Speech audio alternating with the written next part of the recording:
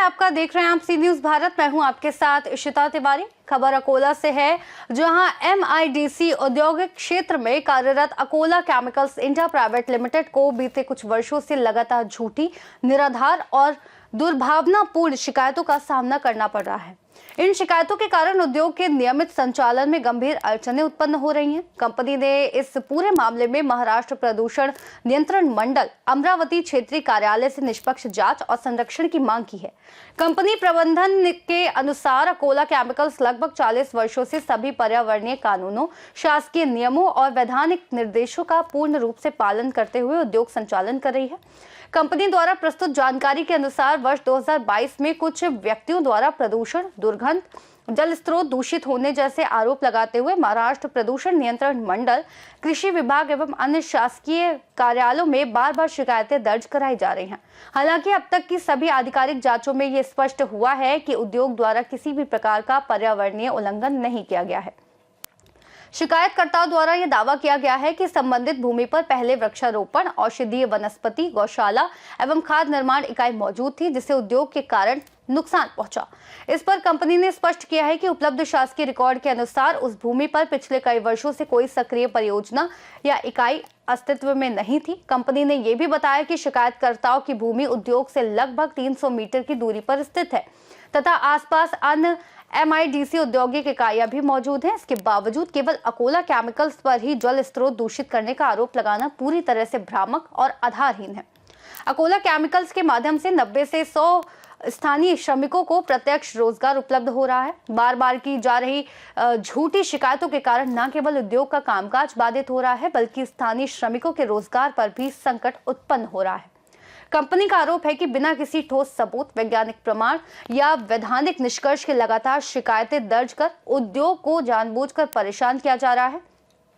Akola chemicals India private limited ने महाराष्ट्र प्रदूषण नियंत्रण मंडल से मांग की है कि पूरे मामले की निष्पक्ष, स्वतंत्र और वैज्ञानिक जांच कराई जाए।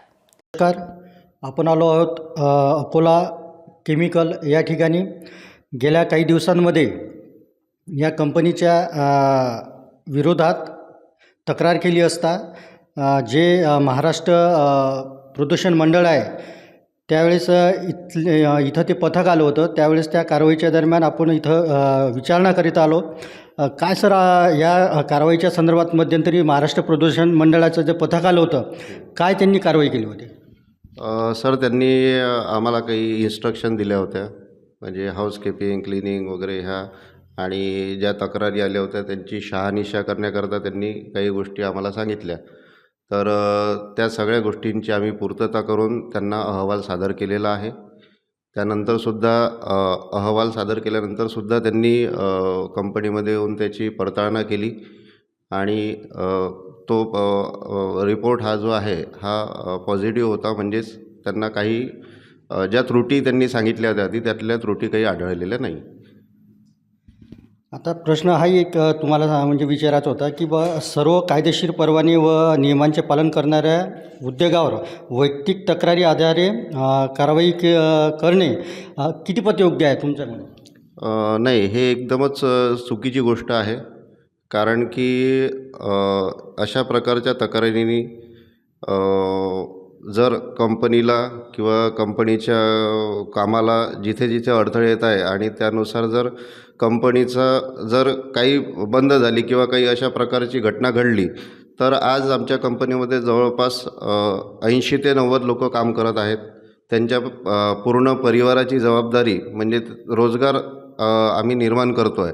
तर हे सगळे जे कर्मचारी आहे यांचा रोजगार संपूर्णपणे चालला जाईल आणि अशा प्रकारच्या तक्रारीने फक्त मानसिक त्रास देऊन आणि कुठल्याही त्या गोष्टीला तथ्यता नसूनही आम्हाला वारंवार या अनेक वेगवेगळ्या शासकीय कार्यालयामध्ये तक्रारी करून, खोट्या तक्रारी करून आम्हाला बदनाम करण्याचा हा एक कट आहे असं मी म्हणतो।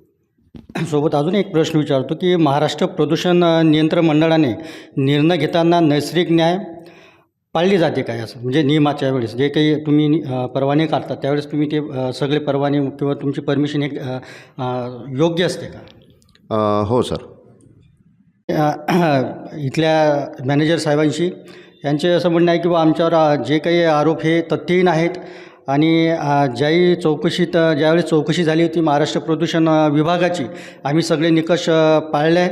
आता ह्या सगळ्या गोष्टी ज्या आहेत तर ह्या फक्त कुठल्या तरी देवाणघेवाणचा म्हणा का साठवलोटाचा विषय म्हणा, या संदर्भात त्यांचं म्हणणं आहे. कॅमेरामन अभिजित सोह, प्रवीण औरख, सी न्यूज़ भारत, अकोला. फिलहाल इस रिपोर्ट में बस इतना ही। देश और दुनिया की तमाम बड़ी खबरों के लिए देखते रहिए सी न्यूज़ भारत।